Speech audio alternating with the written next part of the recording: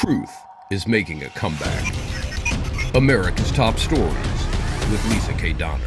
With Democrats taking the majority in the U.S. House of Representatives and the legislatures of several states in 2018, a slurry of abortion bills have been introduced across the country.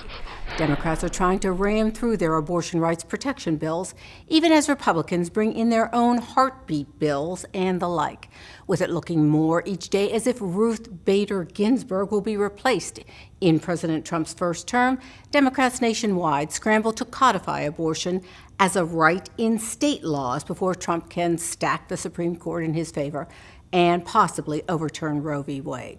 New York passed new abortion protections recently, reducing the restrictions against late-term abortions, then celebrated by lighting up bridges and monuments in pink.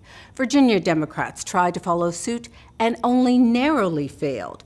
The pro-life movement reacted in outrage, claiming these bills allow abortions as late as 1 minute before birth, or in some cases, even immediately after birth. Proponents of these bills, however, call it fake news. Joining me now is Editor-at-Large James Fight. Jim, it looks like a beautiful day out in the wilds of Arkansas. It is nice. It's up towards 70 degrees in February, so no complaints. All right, so abortion seems to be back on the front burner. The question is, who's lying? Do these bills actually allow abortions at the last month before birth or even immediately after? Well, neither side is completely fabricating their story, but there's a little hyperbole on both sides. There are some claims from the anti-abortion folks who say that, these bills will allow abortion up to the very moment before birth. And what that really stems from is Representative Kathy Tran from Virginia. She actually said in committee, she said that in her bill there was no limit, and so she answered yes to the question of whether or not when a woman began dilating, if an abortion could still happen.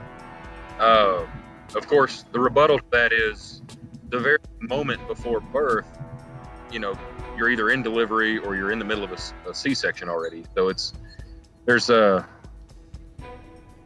some word games on both sides, but the truth of the matter is this does allow late-term abortions, all the way up into the point right before birth begins, and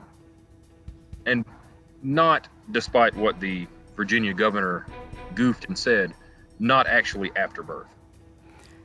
So these folks claim that these bills ease restrictions that can risk lives. Can allowing more late-term abortions actually save lives? I mean, give me your take on this. Well, I've heard from several OB-GYNs who've weighed in via social media, saying that there is no instance in the third trimester that actually necessitates an abortion. Delivery, perhaps, but not an abortion.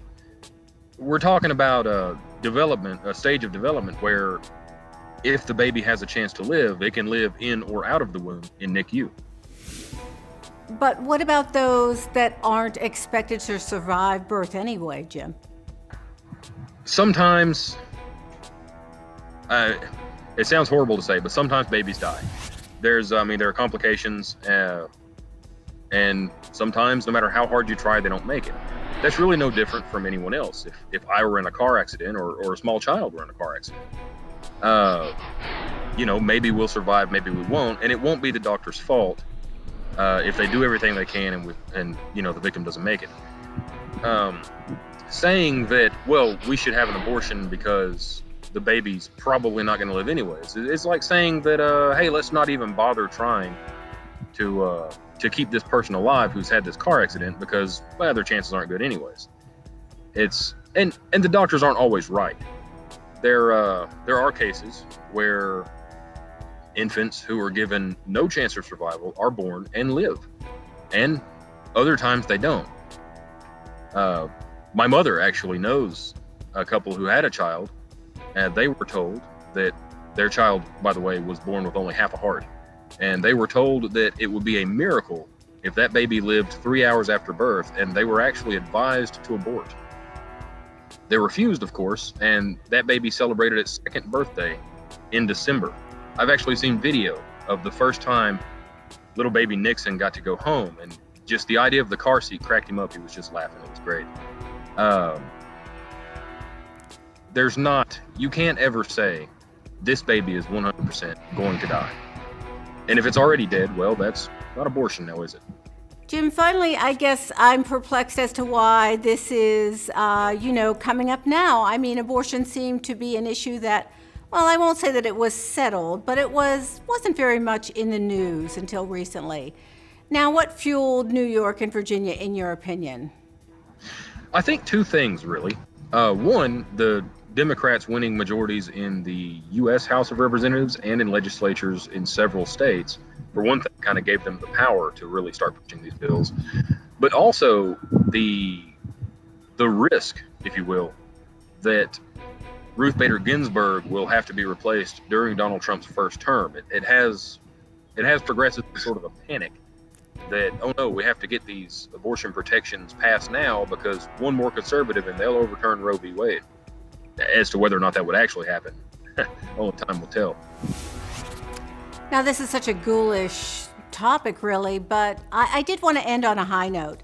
Talk to us a little bit about Idaho. Oh yes, in Idaho, they have introduced a bill. It hasn't made it through the legislature yet, but they introduced a bill that would actually remove the exception for abortion from the homicide laws. Idaho has, in its state legislature, unborn children defined as persons for all intents and purposes, for all of the rights that people have. The only way that they differ there is that there is that little exception that if a doctor performs an abortion, it's not murder. This bill would remove that, completely banning abortion in the state of Idaho. Now, that sounds like something that would go against Roe v. Wade, but with the massive Republican majority in both the House and the Senate in Idaho, and a pro-life governor, it looks like it's almost certain to pass. How long it'll live, we'll see. Jim, thanks so much for joining us. You always keep a close eye on the topic of abortion. You have many articles on LibertyNation.com. Keep up the good work, and thanks so much for joining us today. Thanks for having me, Lisa. And kiss those beautiful babies of yours. I will. Bye. Bye. Truth is making a comeback. Visit us at LibertyNation.com.